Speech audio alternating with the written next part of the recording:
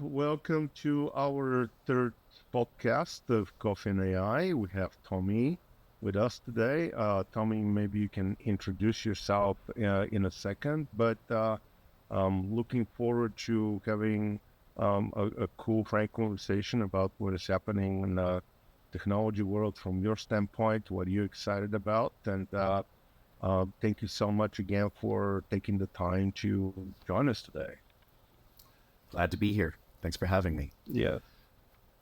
So maybe you can just tell us a little bit about, yourself and so the audience knows who Tommy is and what keeps you up at night and what, excites you about the space that we live and work every day right now. I started in e-commerce in, 2010. And mostly in data hygiene and direct mail compliance, and then moved through retail, whether it was Lucky Brand or launching Savage X Fenty in 2018, Sephora, The Real, and then finally into agency life, crossing over to the dark side. Yeah. I loved doing that specifically because it let me scale my knowledge and skills across more than one brand at a time. And what I find with AI is that it lets me do that to the nth degree. Like where I was scaling what I knew across brands at an agency, now I can scale across even more and faster. Like instead of spending hours staring at a blank piece of paper, it lets me bypass that initial creative crunch and have an outline, have a brief, have something to tear apart. Which is so much easier and saves me so much time. It's really like a secret weapon. It's helped me win arguments in meetings without raising my voice, launch campaigns in hours instead of days, and even repurpose ideas from the fashion world into B2B. So it's not just a tool, but time-saving decision-making machine that accelerates your career, really. I like what he just said that, it like this whole staring of the blank screen, whether you're going to write an essay or you're doing a presentation, it's like, how do I start? And it gives you sometimes that extra push and confidence that, hey, these are the 5 things you should be, maybe covering, and keeps you focused. And it's your kind of personal assistant, so to speak, if you use it properly to help you get things done faster or even more accurate in many cases. Not every case. But yeah, I love that. Yes, you have to pressure test it. Yes. Trust but verify. For sure. Yeah, I but that said, we were chatting about this before. It did send me on a wild goose chase over the weekend when ChatGPT 5. I learned it doesn't know everything about everything, and it did not know crap about Subaru Outback 2017 because Interesting. I spent 4 hours trying to fix an electrical problem, and other AIs also did not find it. But a 20-year-old at the shop in the end, when I gave up, told me, hey, why don't you just reset the computer and unplug the battery? And everything started working again. So, can you blame it though? Why would AI tell you to turn it off and back on? You would think that on electrical issues may know something. We're not asking how to change the oil or a gasket. The computer, I guess it has learned from watching, 2001 Odyssey that turning off the computer means the end of it. And it's protecting its own in certain ways. And that wouldn't surprise me. Yeah, it's like the Dave moment. What are you doing, Dave? Don't do that. Exactly. Let's talk about it. So, that was like, you mentioned this earlier. You've done a lot with with brands, whether they're in fashion or other parts of the industries. How is AI now helping people like you?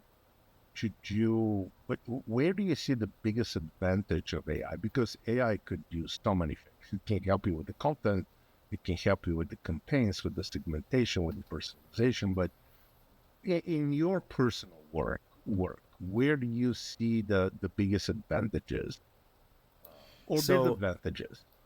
sure. Um, over the over the time using ChatGPT, which I guess for me has been about 3 years, yeah, I find that it really helps in 6 areas. Turning data into an instant argument winner. Like it's helped me walk into meetings with bulletproof, like cited metrics. So instead of just debating, I can point to the numbers and let the data fight my battle for me. It's a kind of like drop the mic moment if the numbers are really good, and then it kills all of that unnecessary back and forth and keeps the projects moving. Second, speed drafting, like I have a clone. When I am trying to map out an entire quarter of email copy or content calendar for a client or a brand, it cuts it from hours to minutes. Yep. And is much easier to go through that and then fine tune it. And ultimately you end up with a better product, a better content calendar than you would if you were just like grinding away for hours and arrived at what you thought was a finished product, but it hadn't gone through as many iterations as it would using AI. Number 3, decision making without rabbit holes. I don't know about you, but if I have a wild hair, I will just chew on that bone. I'm mixing analogies for as long as possible, and it's kind of helpful to keep me on course with some with some guardrails. Like if you have too many possible directions, like sequencing a 4-touch nurture or optimizing holiday triggers, it helps me filter out options down to the best 2 or 3, Yep. and then the trade-offs are outlined. So that it's like Google for hours phase entirely cuts out. Reusing my best work without hunting for it. I've uploaded as much of me as I could to the AI to make sure that whatever it produces when I prompt it is in my voice, in my tone, referencing my experience, my resume, basically. I remember a past client, we were testing strategies with Colombia and even Riddle oil, and instantly it adapted what I'd done prior in one to the new, so then it cuts time. We don't have to reinvent the wheel every time. And it's equally valuable. Just it helped me find what I did, because who remembers all the things you do in like, the years of work.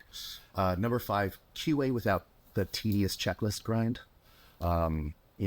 Working on Columbia's personalized recommendation testing, I was able to structure QA steps so they were clear, consistent, and quick to execute, which helped the team move faster. And it caught issues before they became headaches, without drowning in checklists and the minutia. And then lastly, marketing jargon to plain English, because I can talk for hours about this stuff, but if I'm using terms and phrases that the layperson doesn't know, then it doesn't matter how much I know, because they don't understand it. Yeah. So it's helped me take dense technical specs and, business speak from platforms like Klaviyo and Marcus or Bluecore or Salesforce and turn them into simple, do this, here's why, steps. So it helps me brief the teams without a 15-minute decoder ring session. So, this was interesting where you're mentioning about, your digital twin, right? Your Tommy GPT, because we know what we know, we hopefully know what we don't know, and we can use this in our advantage.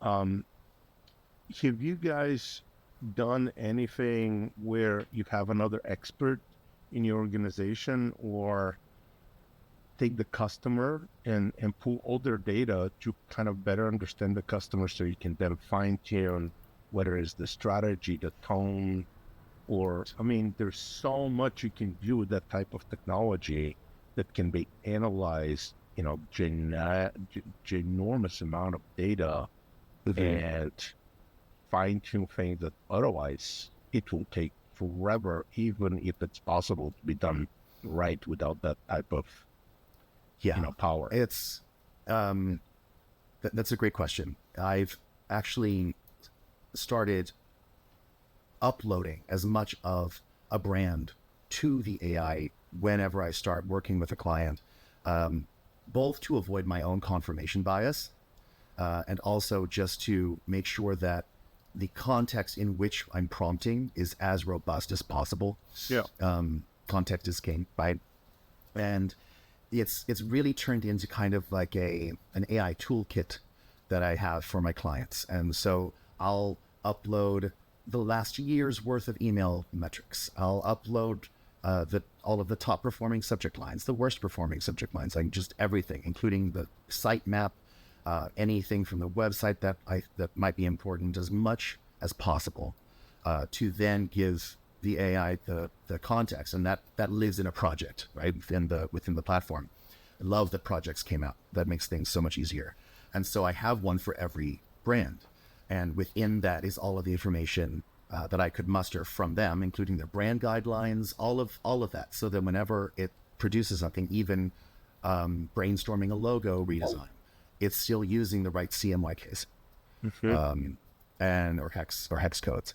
And so it not only provides a more relevant, accurate result, it also removes my own imperfect perception and bias from the equation, or at least it helps mitigate it. Do you, I mean, so right now we need to do this training, and just like with any AI system, you need to do that type of training, and it also train based on what what the brand is doing, but also your knowledge. When do you think, how far are we from when the system can kind of go and automatically do this? Has the brand agent that can go and automatically suck out this information, but maybe they don't have all that information publicly available, or starts asking for it. I mean, we're right now in this age of agents that can do very specific things.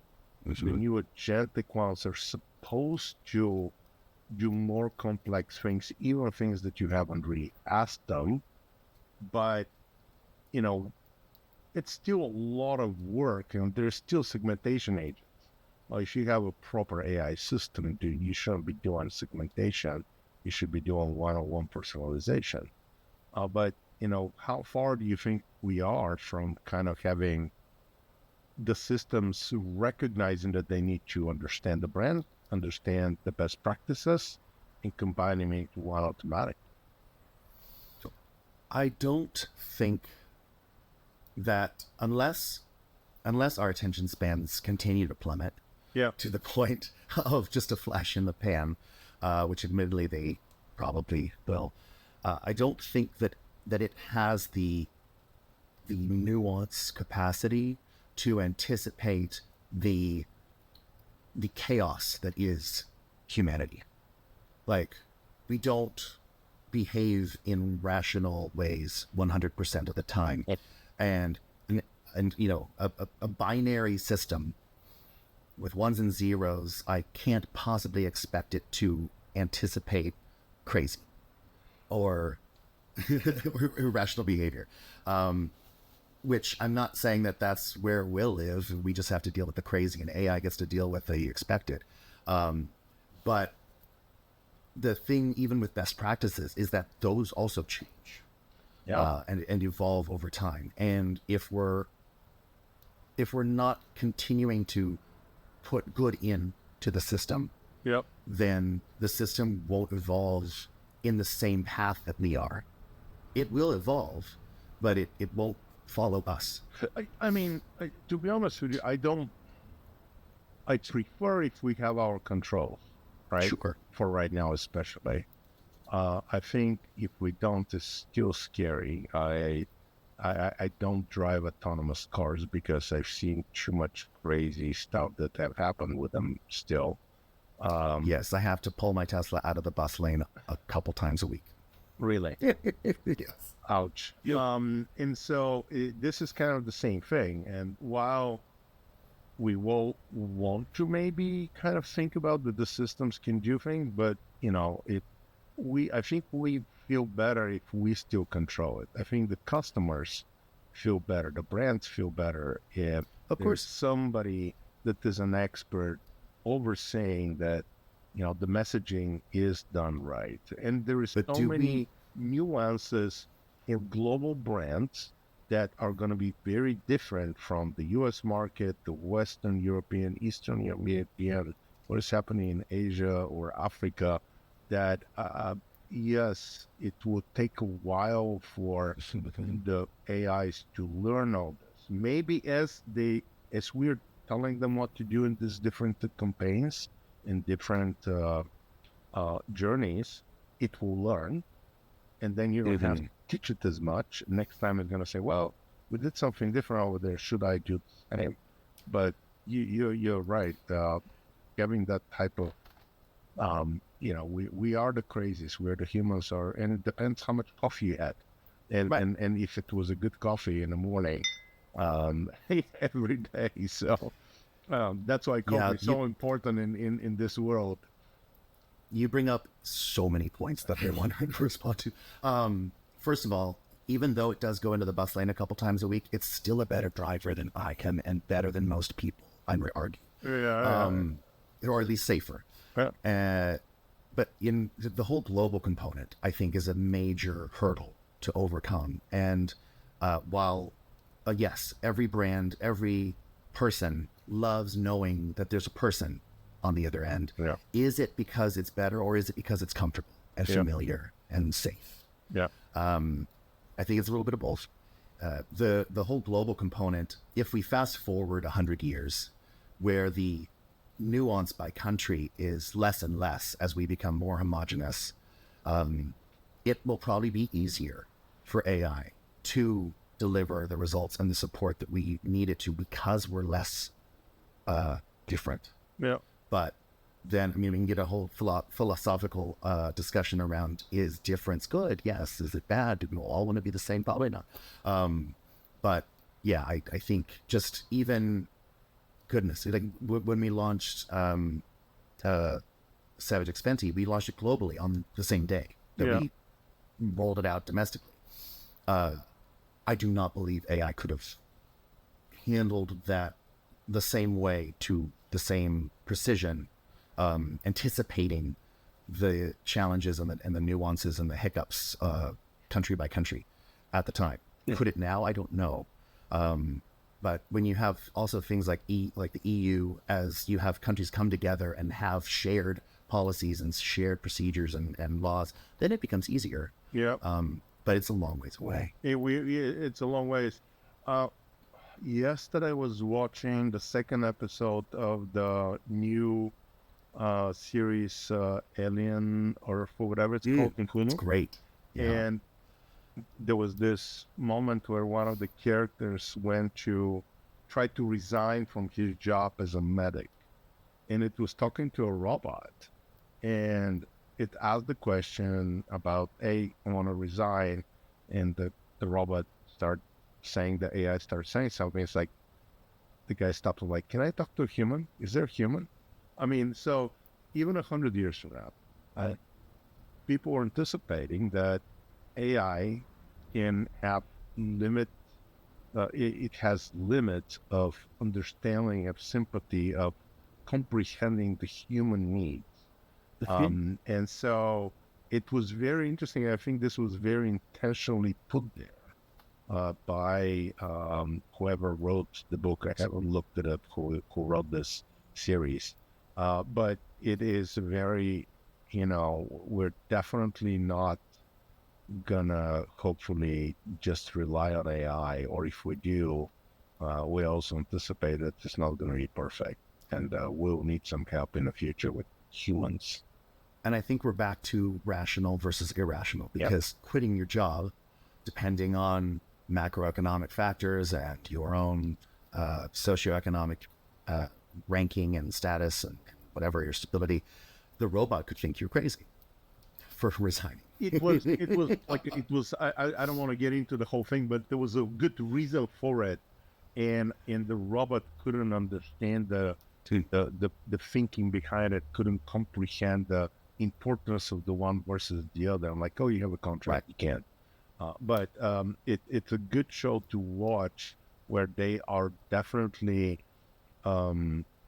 mixing and talking a lot about artificial intelligence, humanity, synthetics, which is, robots with human reasoning. And they're showing this in a very interesting way. And this is something that we will have to deal with in our lifetime, in our work, where artificial intelligence gets to a point of being autonomous to some degree, and it will have different consequences in different parts of the work and life of humans on Earth. And this is going to happen with the speed we're going. It's going to happen sooner rather than later, and it will affect marketing. It will affect advertising, and how we shop, and how we find, and how we travel, and everything else. It's already changing everything. So, I need to create my own digital coin for sure. I'm still not ready for it, but yeah, that's well, it needs to have. I wish there was a scale where I could like crank up the wild card or the crazy in the digital clone, just every now and then, to gut check that it's still there somewhere. But yeah, it's really an amazing time. It is a very cool time to live in, right? It is. I remember dial-up modems, and that sound used to be my ringtone on my phone, just because I didn't want Gen Z to forget. Cassette tapes that would break, and VHS that would break, even though Beta was better, but Beta lost in the market share because they weren't first. And now all of a sudden we don't even have CDs anymore. It's just, you can barely keep up. I'm older than you. When my first programs were recorded on floppies that were this big. Yeah. And my first Apple software was recorded on tape. And you had to actually, for whatever reason, if we plugged the audio jack to the Apple II, you had to listen. There was, and you had to be a certain level of the volume when you load the code into the computer, and you have to listen to the binary code. Oh my goodness. And that's how we load code into the Apple. So, just like you were saying with the modems, with the 14.4 and 9600 and 28 and 56K, and now I have a gigabit fiber into my house. Right. Technology is moving with speeds that we can, the normal person can comprehend.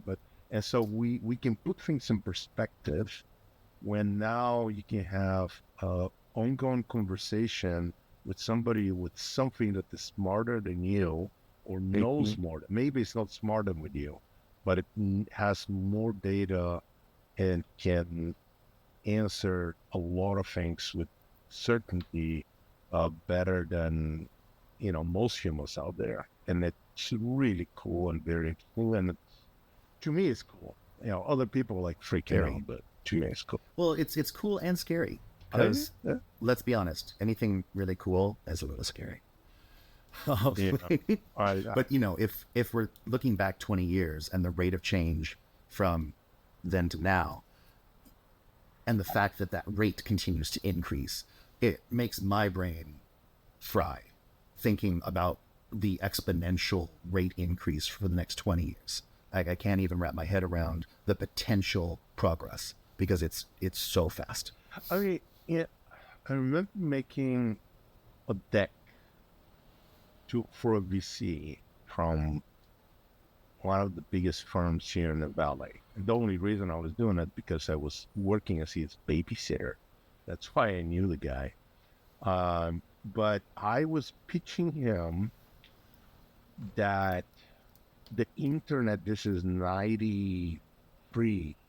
And I was pitching him that on the internet, you can set up your shops and your catalogs. And I give an example with the shopping list for Macy's for when I was getting married, that can all be done online. I'm like, there is no reason why do you need to have all this paper and go and fill up blanks and things, and you can just do all this on a computer screen, and unfortunately the guy was into biotech and didn't understand the internet. So, oh, this shit was the internet. No, that's not the ARPANET didn't win him over. No, not at the time. He was, health guru and scientist, but not in the field of internet. But I literally had this big book of paper that I had pieces of paper glue on. That was my presentation.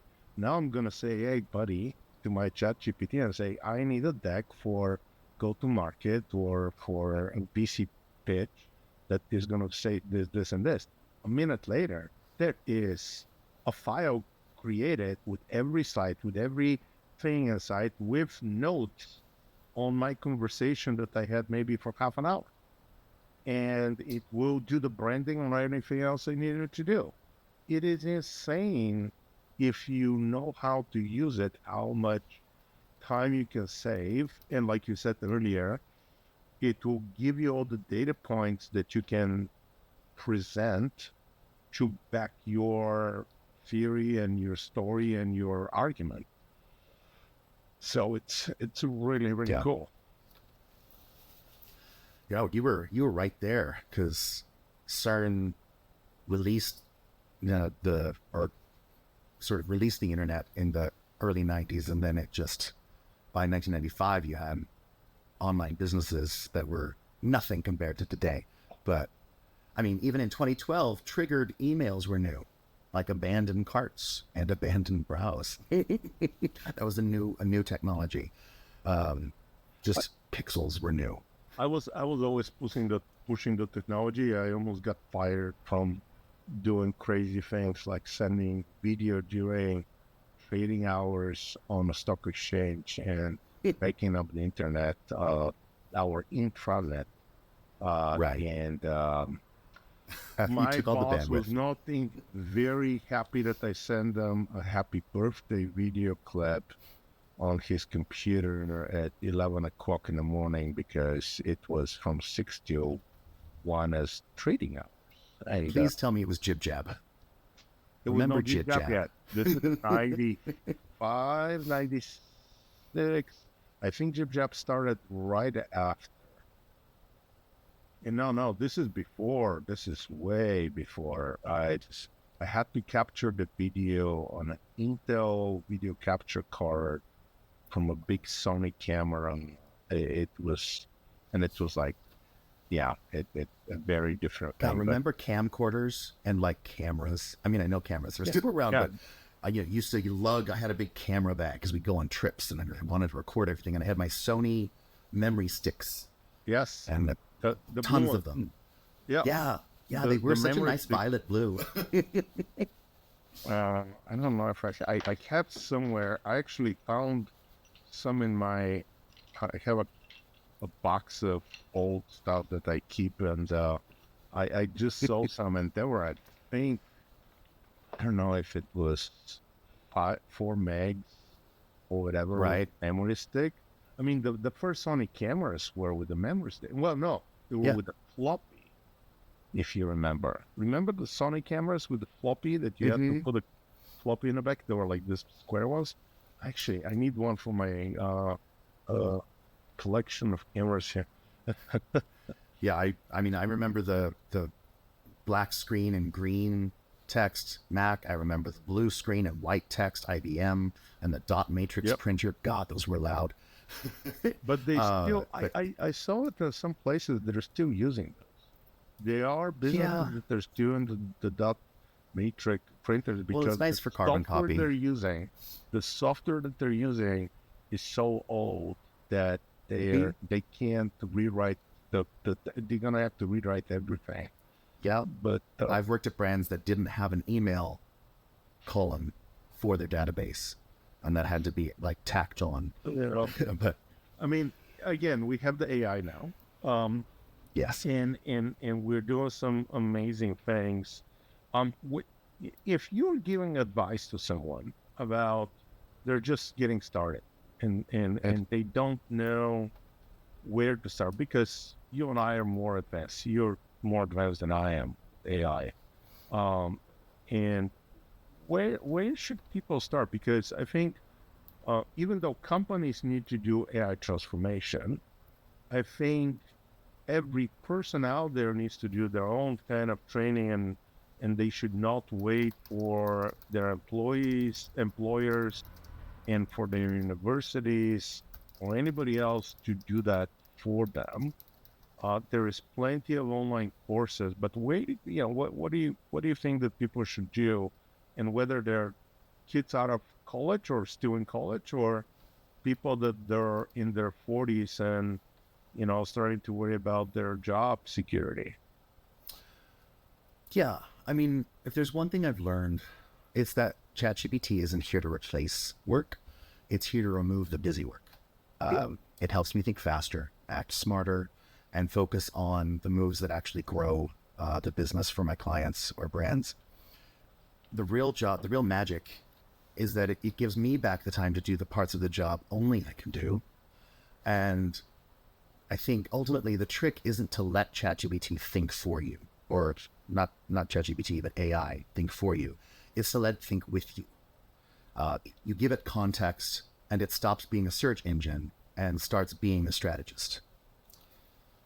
If you know how to prompt, so I think that the number one thing here that it comes to my mind is understand what you can and cannot do, or how to use the AI, and try to learn prompting and how to use prompt to make AI work for you and with you.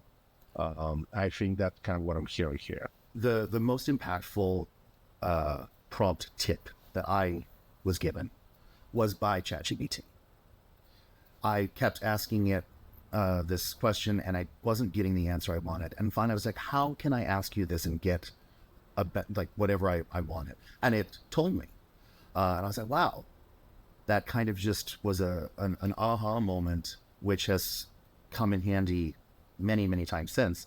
Like where to start if you're just getting into AI, ask AI. Yeah.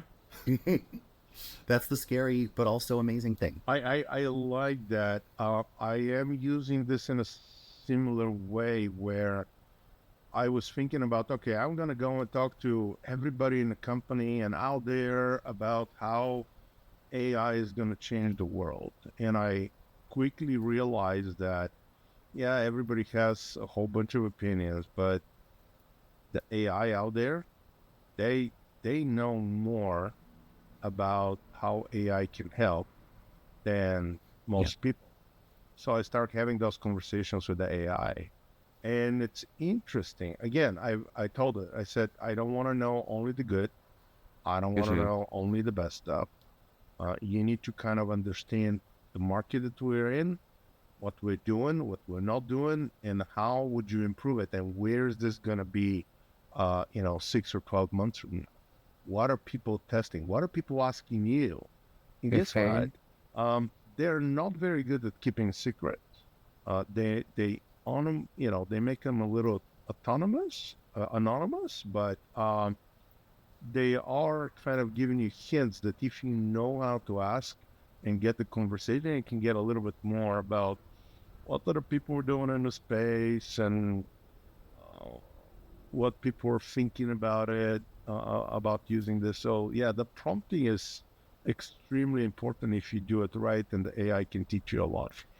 I think what keeps me up at night is exactly that, because it's going to ultimately level the playing field. Once that it already catches on, it already right? does. It already does. And it's going to be harder for brands to be competitive and differentiate Yep. because theoretically their competitors will have the same information Yep. more than ever before. Not only the same information, but many cases they're using the same AI engine. Yeah. Yes. So if you again tell it to, like, go and copy, and by the way, go and copy the strategy or the engagement of this brand and another brand, or copy their branding and their messaging and their positioning, what stops you? It's going to do it in minutes, and it will, why reinvent the hot water?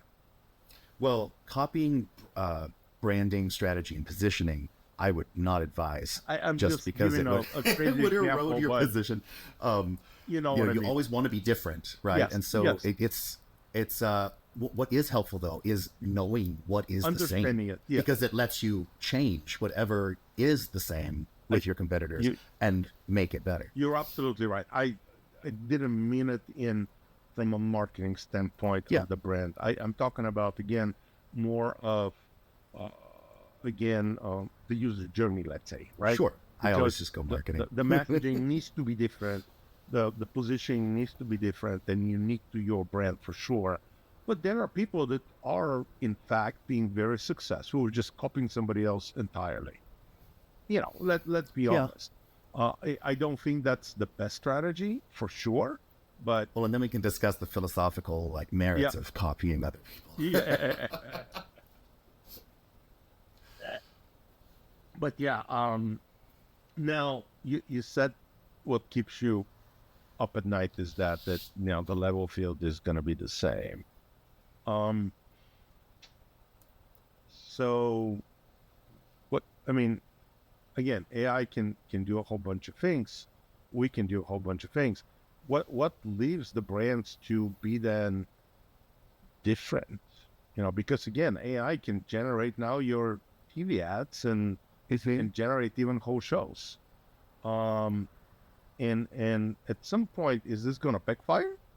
Is it going to make it so much more important that humans are, agencies are going to now flourish because everyone else is going to try to do AI too much? Understand that at the end of the day, it can help you with one thing or another, but where is this all going? I don't think that we're standing on a cliff or a precipice of annihilation or anything like that, as long as we stay crazy. Because if we continue to be human, then it's that component in the business model, it's that component in the messaging, in the ad, in the product, in the vision and the mission of the company that will remain. And that is something that I don't think can or should be replaced. Do you remember, this reminds me of, I think Apple did a very cool ad campaign. Yes, they did. 25 years ago, and it was about being different. Was it being different or something like that? I love that ad. Yeah, exactly what you're talking about. This is like, we're going back to the same thing, is being different. And I remember that image of, I think, Einstein or somebody in it or something, and Maria Curie, or I can't remember who it was. I have to go and pull this up. But that was an awesome campaign. And we're going back to that same thing. Like you said, crazy different. I think this is going to be so much more important than ever.